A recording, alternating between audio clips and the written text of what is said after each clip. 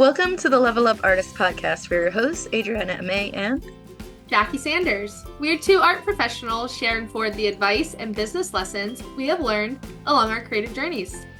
we talk to artists, leaders, and art professionals to demystify the creative process and discover new ways to succeed as a career-minded artist. If you find value in these conversations, please go ahead and subscribe. This will help other creatives like you find our podcast, and you will be notified when we drop a new episode. On today's episode, we are so excited to have Raleigh-based artist Liz Kelly with us. So welcome, Liz. Thank you. Welcome. So we are looking forward to discussing your creative process, pricing your work, balance between functional and fine art, and some of the strategies behind seasonal batching. But before we dive in, we want to share a little bit more about your background with our listeners who may not yet be familiar with your work. So, Liz Kelly is a studio potter whose work blends traditional craft with contemporary design, creating functional home goods that foster connection and experience. With a degree in design studies from NC State, Liz's practice is grounded in the legacy of functional beauty, where process and decoration come together in thoughtful, expressive wares.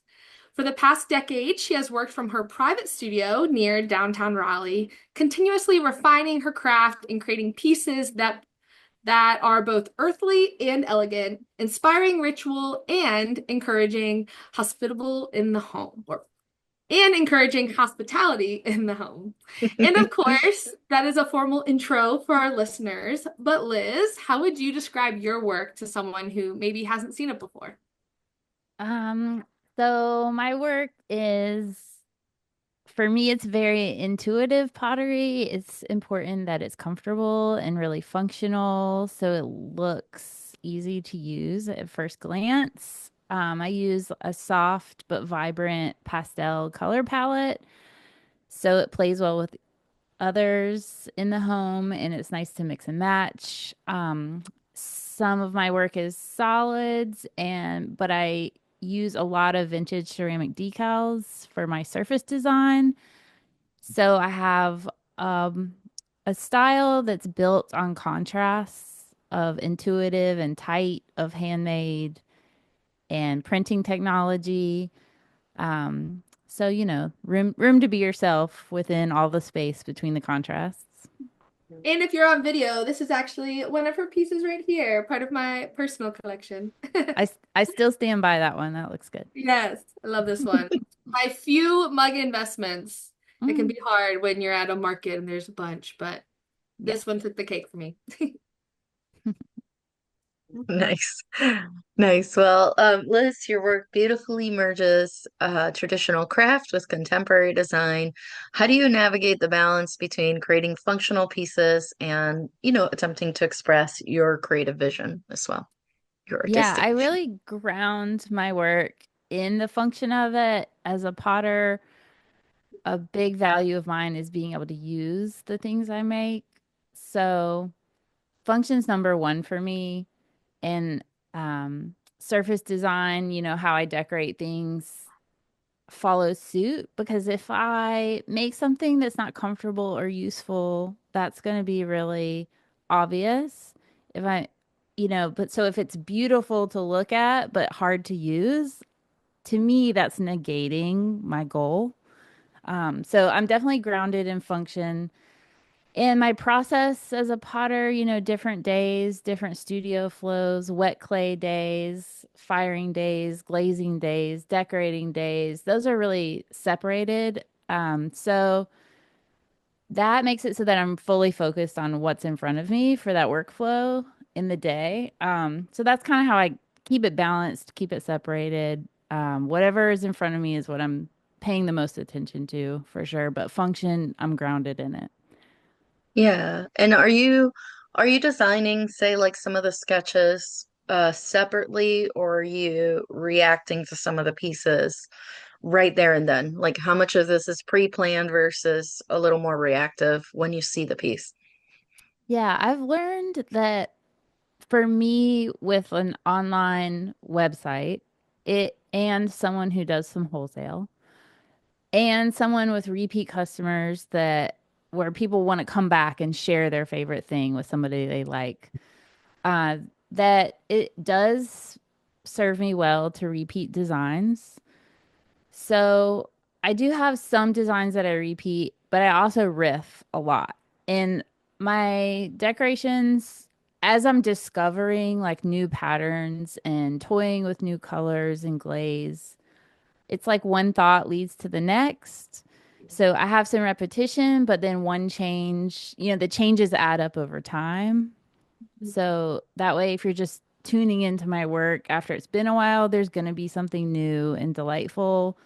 But then I also feel like I'm not reinventing the wheel every time, which is really important for just efficiency and staying sane and website photos and, the selling of it all. Yeah, getting down the rabbit hole of admin, that is always a slippery slope as a business owner, which we'll definitely go into later in our conversation.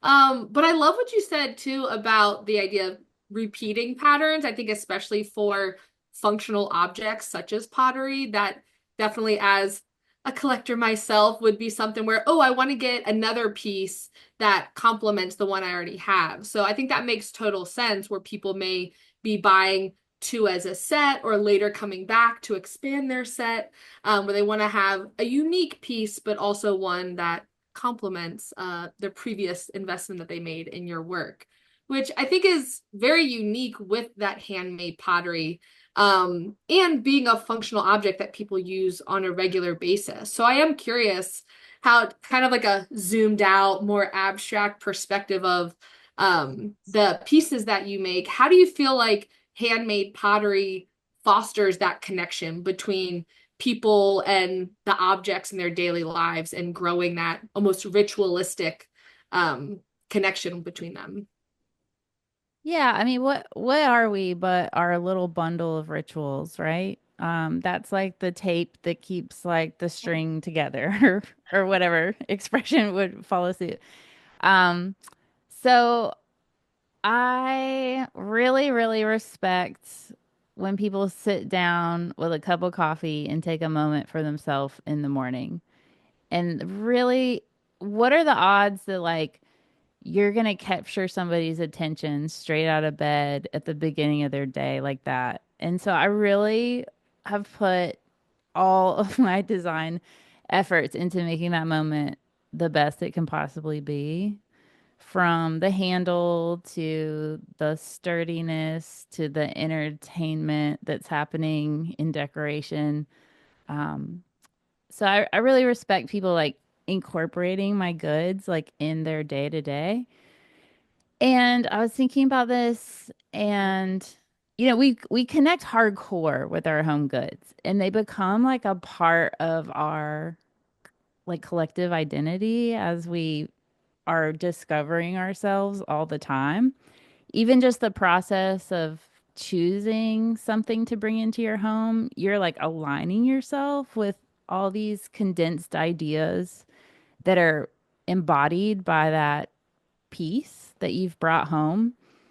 And then you're spending time with it and discovering like the layers of those ideas, like things that I've like put a decade plus into. You're discovering that over the months and years of use. And when you have people over to your home, those objects almost serve as like an explanation of like this is who I am. Like it's all unspoken and embedded. Like I chose this color and this is how practical I am, or this is how whimsical I am, or this is my sense of humor. So I'm really fascinated by that that wordless expression of self. And I feel like it helps us come home to ourselves as we enter our spaces. Another really important ritual. I absolutely love that. I think I actually ended up getting my master's in, it's a very long name of material culture and public humanities, which is essentially like the study of history through objects. Yeah. So I cannot agree more with that statement of just like, okay, well, what are all the ways in which this one object, how can you analyze it? What are the values of it? What does it mean of a society, of a person? And I think that's one thing that work like yours really brings to the quality of life of the individual, of your collectors, because it's way more meaningful when you go over to a friend's house and have a cup of tea with a homemade, like handmade mug from a local artist versus, oh, well, I bought this in the clearance rack of Walmart, and it's like a bulk produced, nothing unique about it. You could go over someone else's house that has the exact same mug and it's like no different. So creating those like one of a kind experiences, I absolutely love that reference of it. Yeah, it sounds like we have a lot to talk about. And maybe you mentioned that you came into the studio months back, and Mhm. I feel like we just launched right into these thoughts immediately. Yeah. Yeah. Yeah, there for the Boylan Heights Art Walk as part of like the Grid project Yeah. in downtown Raleigh. If anyone is local, definitely go check out Kelly's studio. It's absolutely amazing. But yeah, immediately jumping into, okay, well, even to your point, the logistics of producing these pieces, of having, okay, this is the day I'm making the handles, this is the day I'm making the designs, this is the day I'm firing this. And kind of on a larger scale, what do each of those steps mean and why are they important? And I think from a business standpoint, realizing no, like this is a very important and meaningful part of the work that I make. Therefore, it has to be prioritized because, as with any craft, I think especially anything sculpted by hand, you can always cut corners or streamline things in specific ways, but sometimes those are the things that make a piece individualistic and stand out, or the corners that you don't cut, which I love. One thing I love about your work. Yeah, I tell like my when people come to help me in the studio and it becomes like my little monologue of things I've thought about for the last decade. I say one of the things I think about is it's not like the big decisions, it's the hundreds of small decisions that makes the thing special at the end. Mhm. Yeah, absolutely. Um, no, and I like what you just said too, that whole idea of I like how there's like the sense of creativity, there's the sense of process that's part of it as well. Um, I think I think talking to other folks that work in ceramics and even done ceramics myself, it's like there's almost this idea for some folks that, oh, I just saw it in a movie and you just put a lump of clay on this wheel and this thing magically came out of nowhere. And it's like, no, there's a lot more involved and it's a lot more methodical and organized than you think it needs to be in order for that thing to survive, being fired in a hot, hot kiln. And if you try to cut corners or work too fast or work too slow. Like there's so many elements in it I mean, clay is just, it's alive. It has its own personality. And when it decides to be the middle redheaded child, it just does whatever it wants. Or orange cat, take your preferred metaphor. But it's Yeah. like when it decides to do its thing, it's just like, kind of like navigating that. But I love that balance that you're trying to strike, between original, but also there's this expectation of folks that have collected your work before and kind of like a continuity to a certain extent of what you're trying to do, where well, these pieces kind of like mirror each other to a certain extent. But do have a question. You mentioned you have a background in design studies from NC State. How do you try to integrate some of, design principles of art, if you will, into the pottery where you're trying to, yes, functional, but you're also trying to enhance the aesthetic appeal? As far as like how my studies inform my professional life, Mm-hmm. I was fortunate enough to have that time of learning of the design traditions, and was it the main thing being taught that like the process is the most important thing. And literally my practice is just designing processes, and I can just tweak them a little bit and then the end result is different, but designing that process is the whole thing. Um, so living in that space way more than like living with the finished products. And from that, like, I feel like it's like a place of power too, because that's like where the important 200 decisions get made. And that's also the place where I can like design my workflow to like take care of me and like anybody else I might Hmm. be bringing into my practice. Hmm. Um, and it's just like such a rude awakening when you realize that you've like dedicated your it's a funny thing that you've dedicated your life to make these tangible objects that you're never going to get to hang out with. Like they're all going out into the world. They're not staying with you. So what are we doing, you know? And what is for me? And I mean, your process is like in your like attitudes and ideas and way of life. That's like all you get in the end. I am Um, so glad that you said that. I think one of the most important pieces of advice I ever got from a painting instructor years ago was the idea of the process is what we get to take with us, and it sort of rolls over, if you will, from one piece to the next. yeah, And there was this idea with it too that if, let's say, you do art for a hobby, you get to keep the result with you, right?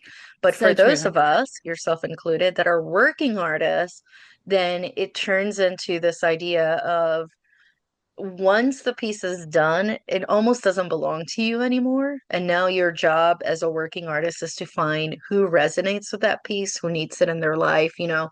And sometimes that's just showing up, you know, to an event or an art fair or an online shop. It could be in many different ways, but essentially making it discoverable, making it available for that person to connect with it and say, I have to have this.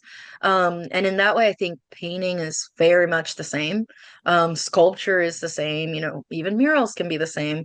There's all these other types of arts that we do where it's the same thing, whether it's functional or not, but it's still that idea of the only thing we can take with us is the process. And also that same mentor used to joke, if you keep more than six of your own pieces, you're hoarding. She would always be like, they need to be out in the world, which I disagree. I think it's more like 60, but okay. Um, I'm kidding, I'm kidding. That's But funny. I do love that idea of like, yeah, the process, and you have to modify the process so that, especially when your back hurts, your hand hurts, you're having an off day, whatever, you're not like in your case, with pottery, I'm sure sometimes there can be this temptation to try to run your studio like a production studio, which for some people that's the way they want to do it, and that's fine. But it's also like if you're doing that, but it's hard, like extra hard on your body. If you're being a bad boss to yourself, and you're like, no, you can't go to the bathroom until you finish throwing these 10 other things, then it's almost like when things get tough, then you're like, I don't want to go in there. Like I did, like you just kind of lose some of that thing. So you have to modify those processes and those schedules and the whole thing. And it needs to suit you and change over time as your needs change too. So I'm really glad you Yeah. mentioned that. Yeah, another like aspect that I think about with making functional goods specifically is like blowing up that concept like to the most holistic scale possible. And you're like, what is functioning for me? You know? And like how am I like caring for my energy or like hanging out in a flow space long enough to really like get my returns on showing up for that? And that's also like the thing I'm most excited to share. Like if people come into my studio life, like that that seems like worthy of teaching and passing on in a way that like how to do anything technical with my pottery feels like less I don't know. You could just like Google that, you know, but like the beliefs and the like philosophies that I've come up with, those feel harder won. Hmm. I love that. And it's definitely something that I think, as Adriana mentioned, as you guys were just talking about, like when you take your business full time, you really realize that your job then is to how do I stay in that flow state? That is your job. And I love that you're kind of aware of that and even like wanting to share that forward. Which quick caveat before we get into more of the logistics in business. Do you Hmm. have any advice for fellow potters or just fellow artists about staying in that flow state? Are there any principles or rituals that you've developed that help you in that way? So I think I'm always working on the discipline of it. Um, and like showing up for it and then being honest with yourself like okay, are we going to achieve this today, or should I just scrap it and do some computer work or something out of the clay. So I make all the efforts I can to like live the life I need to create that flow time like clockwork and show up for it and keep myself on like a reasonably structured schedule. I light incense, the like sensory cues. I keep myself entertained with audio. Uh, and I have like different formats that I use for like different types of projects. And then I find myself, it's almost like an appetizer where I find myself like getting excited to like sink into 4 hours of work because I have also planned these other things for my experience. Um, yeah, flow state, the best part.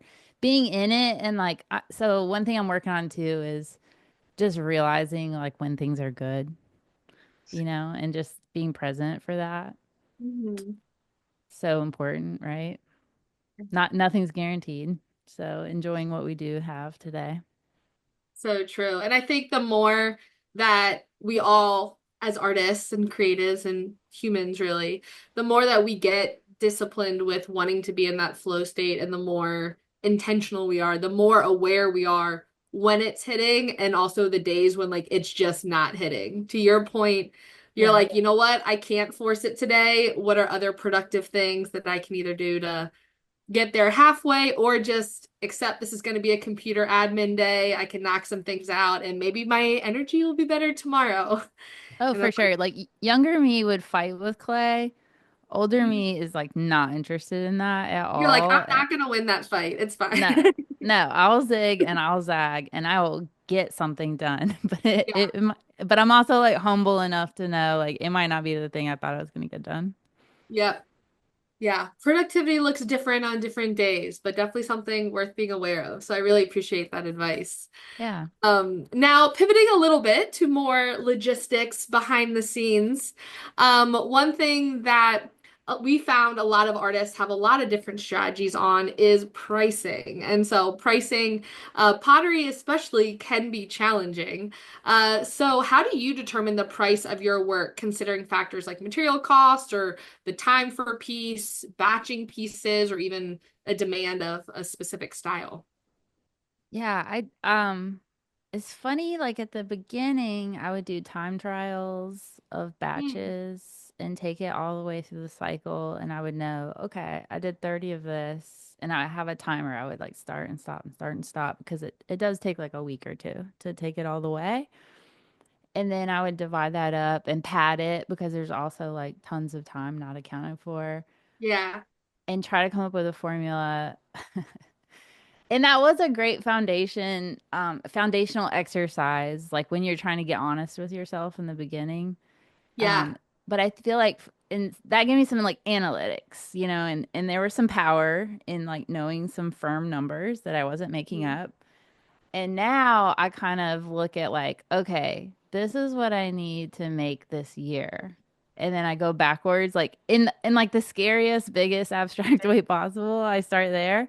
And then I yeah. go I go backwards and I'm like, okay, this is what we're doing this month, and that's what I gotta do every day. And not like in a paper written calendar way. It is like at this point like a little bit more intuitive to me. And I also have the advantage of being like in a common market. Like I can look at what other makers are charging and I can like kind of rate myself of like who are my peers. Like, and I also believe in big time like leaving yourself room to grow in your pricing, like as you grow in your expertise or if you make your process more intense or expensive.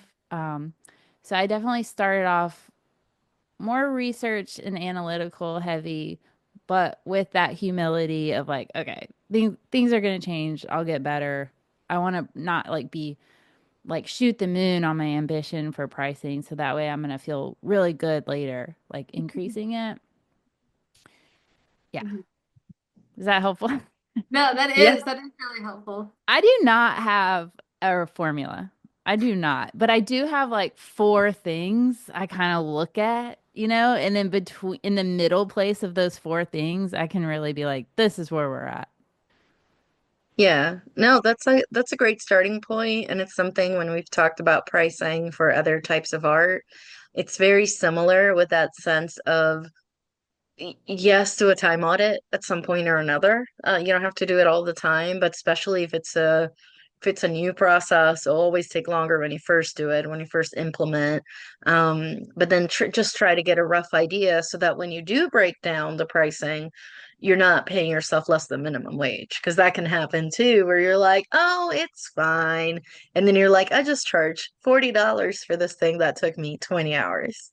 That makes no sense, and it's like in order to make it worth it, I'd have to do volume of it, which sometimes with production work, you can do that, right? If you're just sitting there and cranking, but you still need to look at the math every once in a while and then adjust based on gut level. Yeah, and the Essentially, guts. I call it always how have to do the much. gut check. Yeah, Yeah. I call it how much to care. Yes. And How your much gut to will be care. like, I do not care, I do not care, I do not care. Bing. That's the right Yeah, price. yeah. And then when you do care, still go a little bit higher. Hmm. Just a smidgen. Because then if it's just that, and I imagine, and obviously can, talk about it a little bit more, but it's like, especially if you're doing wholesale work, you also have to split that number in half, Hmm. since, or for those of you doing gallery stuff, like you're sharing some of that profit. So it's like, not just gut check it on what you'd like to get based on the sticker right there on then, but also if you're sharing some of the profit of what you would get if somebody else is selling it on your behalf. And Yeah, it's I just mean, like a yeah. justice needed. Yeah, the wholesale was that was something that took maturity for me to justify, and also it took me like doing a website update where suddenly I had 100 plus packages to do, and I was like, yeah, I would give somebody that cut in a heartbeat to do all this marketing, all this packaging, having set hours. Are you kidding me? That's huge. Like, so I Mm-hmm. respect the wholesale cut more and more for me personally, and like the kind of work that I do. Um, I think it's great. It's not the only like income stream that I have. It's just like part of my landscape. But I'm so grateful, and it took doing it all myself to understand, oh, this 50% is clutch. Yes. Yes, it is. It's like whenever Hmm. we've heard an artist go, "Oh, but the gallery takes 50." It's like, let's discuss what the gallery is doing on your behalf. And obviously not everybody shops wholesale, even online platforms or in person. Like not everybody's going to be worth that cut that you're giving them. Some of them are going to work harder for it than others are, and that is okay too. It takes some adjustment and figuring out which are the best partners in this. But yeah, they can definitely take a lot of that work off your hands. So especially if you're working in volume, that can be a lifesaving. But speaking of pricing, do you adjust your pricing or production methods based on seasonal demand? And if so, how do you manage to balance, both the quality and the profitability? Profitability. There we go. I mean, my prices are my prices, and I'm not yanking them around too much, and I'm really giving it a ton of reflection before they change. I want to be That is one of the ways I communicate that like you can count on me. Like I'm representing and I'm grounded, and you can count on this like brand of one, the 1 point whatever. So my prices are my prices, but I do but the calendar is wild. Like the Hmm. annual pushes vary wildly. So Hmm. I do bring in help regularly and seasonally. And I've tried like every way possible of compensation for that help. Recently I did a work trade, or I'm wrapping up like a 2 year work trade where somebody gave me X number of hours a week of work in and their trade was a slice of the studio and Nice. then and all the firing up, and that was great. And we figured it out just like what I said, like four different ways to make sure it was fair. Looking at like an hourly, looking at like uh, what was there to learn and grow from, just looking at like how it was going to serve everyone from all the angles. And in the past, I've had hourly. In the past, I've done like per piece. And it really like people get excited for different types of compensation. So it's individual too. Hmm. So far, I've only had like strong one on one relationships with people helping out. And then we can like work to our strengths. That's great. And with the seasonal demand, you don't feel compelled, and I'm only asking this because I've seen other ceramicists do this, where they're like, oh, it's Valentine's Day. Now I have a Valentine's Day sale, and I have like this very specific Valentine's only mug, for example, which we're not judging, by the way, if anybody's doing this. Painters do it too, sculptors do, everybody does it, right? It's more of a, do you want to or not? But in your particular case, do you feel any pressure that it would increase sales if you did like seasonal specific type items like Christmas mugs or I don't know. You know how it goes. It's like, oh, our inboxes get flooded with specific for this time period type products, and they're not all mass produced. Some of them, or a lot of them, are actually handmade too. Some folks are doing the seasonal stuff. But I'm like, I've never seen that from you, but I figured I've asked. I don't know if you ever did it before or if it's ever Yeah. been tempting or just like, nah, no thanks. I don't let the calendar rule my world for sure. Um, let's see. It's like a gut check. Like when you said Christmas mug, I was like, ugh, never. I can't promise many things, but I can promise I'll never do that. So I guess I have a limit to my pandering, but I do, which is privilege. I'm just gonna say it. And that's just who I am. But I'm also just like sometimes I need to make some extra scratch and I'm not gonna be too proud, you know? Um, so I don't know. Never say Avoid it, but never. you're not above it if necessary. Also, I'm not like a real hardcore planner. I'm like a one thing leads to another type person. So if I was planning on the calendar, I'd probably have more celebratory pieces maybe. I don't know. I Pottery is forever. That stuff. Hmm. Sometimes I see something I make that I feel less excited about, and I'm like, wow, that is really still in the world. I can't believe that. So, I try to make things I'm not gonna regret.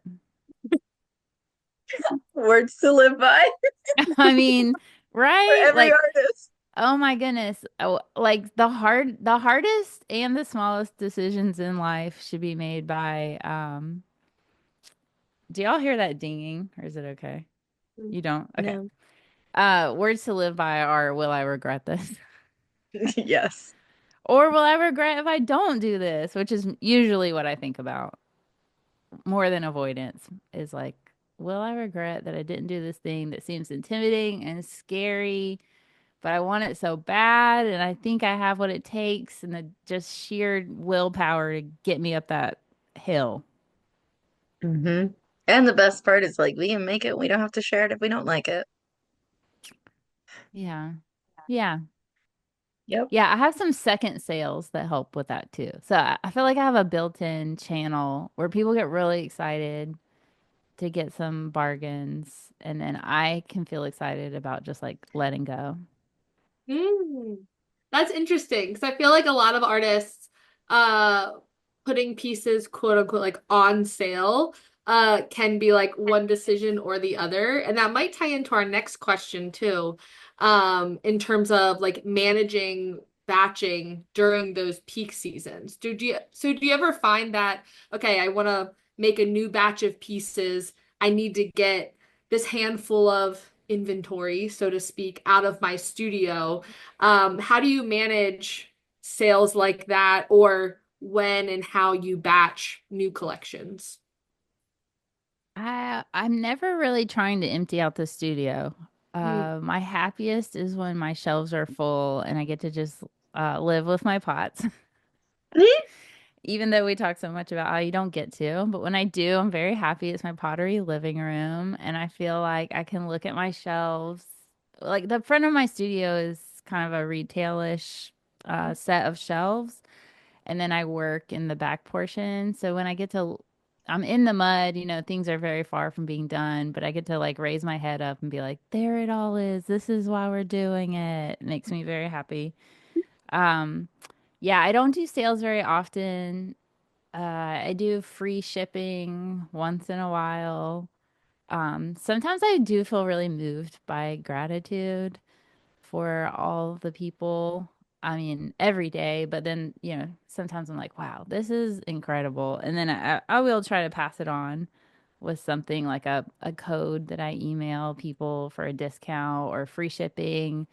And the studio events are big time. When I do a studio event, I really try to roll out, um, like try to really like host people at the studio and make them feel comfortable and make them feel like they're not just there for commerce. Like I want to share space and time and like connect. So sales just like make me feel icky because I'm trying to engage in like values driven capitalism and not just straightforward capitalism so that I can feel like I have a soul because it's already challenging when you're moving a lot of units to feel like you're not, you know, working in a widget factory. I know. I want one of those badges you have, didn't sell your soul award. That is That's absolutely right. And I hilarious. made I made that ornament. Yeah, my ornaments sometimes are amazingly not Christmassy. Like when I roll out all the gravestones and the didn't sell your soul.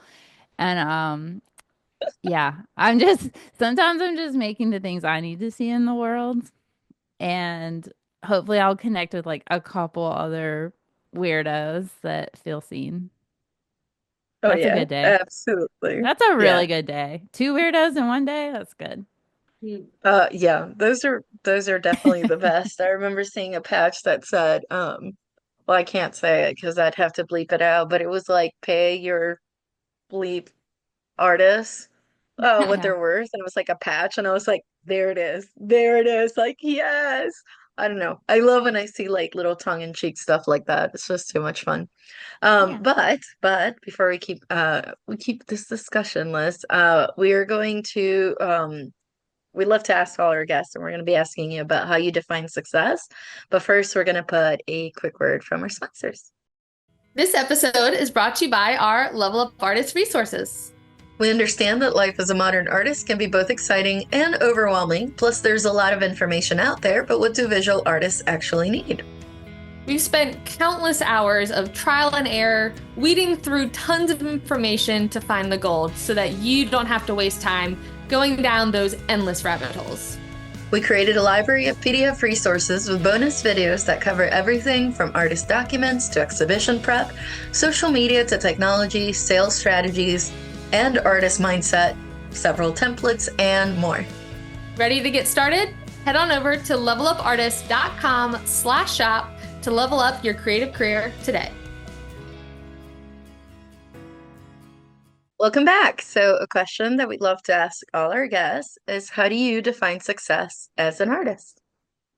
Um, so I feel like this is the essential question. When I read this, I was like, "Whoa, that's the $1 million one," because you're grateful for like every bit of progress you ever make, but then you think, this is me. Then I think, wait, but I'm not happy yet. What's going on? And I realize like the power of defining goals and like more specifically the better so that you can keep track of if you're so no manager is ever going to get in touch with me and tell me I'm doing a good job.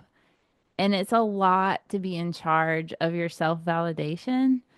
Um, so I guess I'm always working on what is success. Currently, I have a daughter in college and I'm just trying to like support the fam and, live a nice life. To be able to rest some, not work every single day, be able to take some trips, see new sights, think new thoughts. Um, so that's my current success, which is something to be so proud of, that, and I really do get teary just like with gratitude of like, look at this beautiful life. And now my daughter's in school for arts administration, and I'm like, girl, that's the boring part. But she's like doing the work. I guess I made it look good. And now she's gonna help us all. I was You're gonna welcome. say artists are You're forever welcome. grateful for the art administrators. So I she's know. taking that off of all of our plates, which we I love. know. It's incredible. Write the good emails. Mine stink. Uh But Our- oh, okay. Another part of success I'm thinking about a lot lately is like, and I mentioned this before, the discipline that it takes to have like an effective marathon.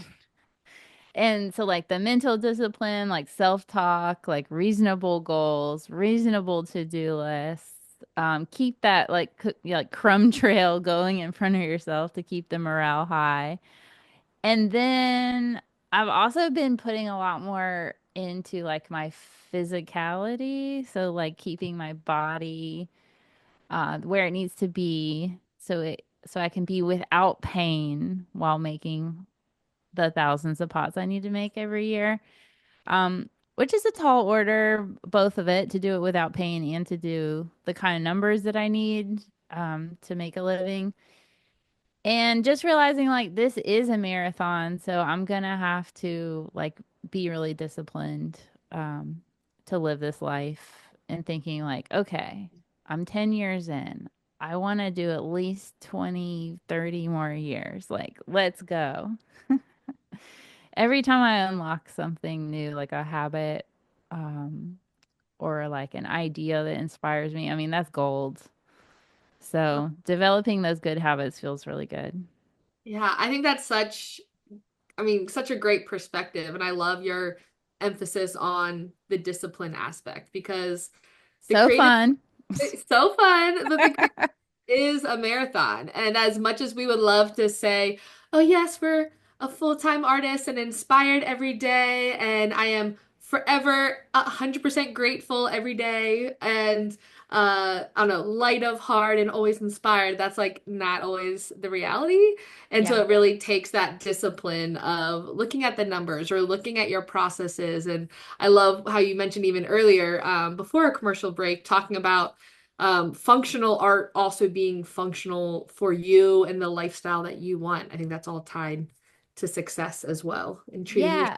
right. I mean, like, so to be real, like the biggest year I ever had, it probably took me like the biggest financial year I ever had, it probably took me maybe a year and a half to 2 years to recover from the burnout I experienced from it. And I Ooh. realized, and I also talked earlier about how I look at like the number I want at the end of the year. And I know what that Mhm. number is because I've crossed that boundary and pushed that ceiling and realized like I could not sustain it with like how I have my business set up now. So like I know like my magic range where I'm gonna feel good, my life is taken care of. And also, I'm gonna be able to like not be burnt out and have meltdowns and limit the tears. Like, Yes. Mhm. like, and I can put like a number on it. It's pretty wild. That's wonderful. And I think that's also so helpful for our listeners and for us to hear is like sometimes just like with any part of burnout, you don't learn your limits until you cross them. But once you cross them, you know, okay, that little bit of extra income was way more costly than it was Oh my helpful. goodness. Yeah. Yes. And burnout Mhm. takes so much longer than you think to recover from. It's a wild, wild thing. I'm thankful to have experienced it so that I can live differently. Yeah, I love that. And now, with that perspective and experience that you have, what is one piece of advice that you wish you had heard before you got started on your creative journey? I was reading this question and I was remembering how early on when I was starting to get an inkling of, oh my goodness, I think I want to be a potter, like, in youth. There was luckily somebody around who I don't even know, a stranger, and we pay attention to strangers more than people that love us, that said like, you can do this. Like, this is like a viable career. And I was like, "Phew, well, I'm only remembering that. Thank you." So I did feel like I could do it on a level.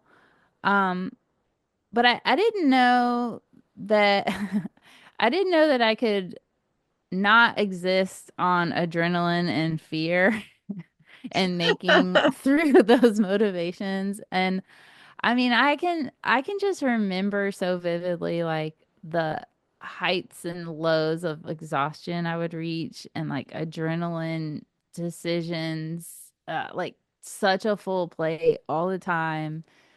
And it's exhausting. And maybe that's what I had to do to get founded on the timeline that I had. Like, I'm sure I was doing my best. Definitely. I was doing the best I could with the knowledge that I had.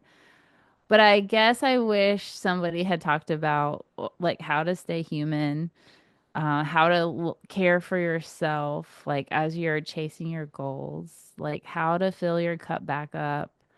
And I feel like maybe it was an era thing too, where hustle culture reigned supreme, and there wasn't really a lot of talk about self-care, or just like kindness as strength, like the strength of softness. Hmm. Yeah. And Yep, and maybe those are that's like a totally, hangover from like the starving artist tropes. Like no one talks about what it looks like to, like, if you get some success in art. We only hear like you probably won't get it. And so yeah. there's like way less roadmaps, maybe it feels like, for like what if you do get it? What are you gonna do with Yeah, that? yeah, it's either you starve or you're a millionaire selling your artwork at auctions Yeah, and what if we're just probably dead at that normal? point. Like there's nothing in the middle, and you're just like, Yeah.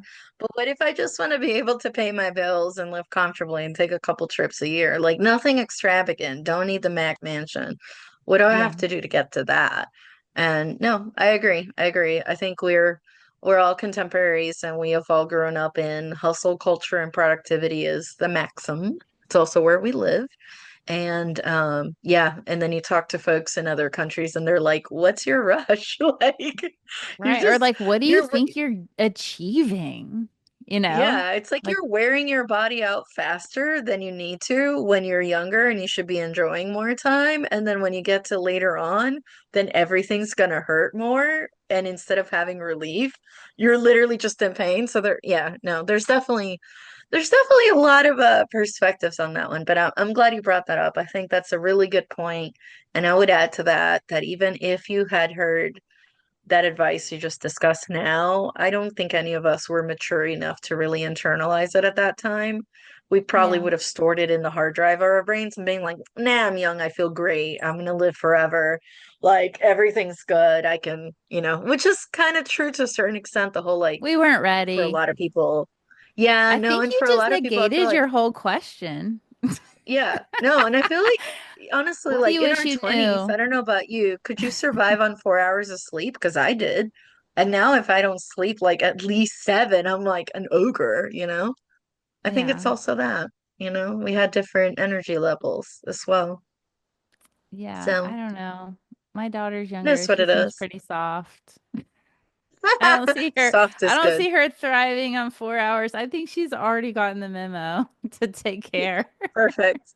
Perfect. Well, we love that. Yeah, we love that for her. Speaking of, Liz, if somebody were to hand you $100 right now, what would you splurge on or invest in? It has to be something that brings you joy and relates to your art or business. And yes, it can be something nice and soft. I just have to throw this I wish I had been smart enough to think of something soft that I wanted for 100. But um I was thinking that it would be so nice to go to like an art supply store recreationally and buy like my favorite mediums for drawing. So like India ink and like messy Conte crayons and nice papers.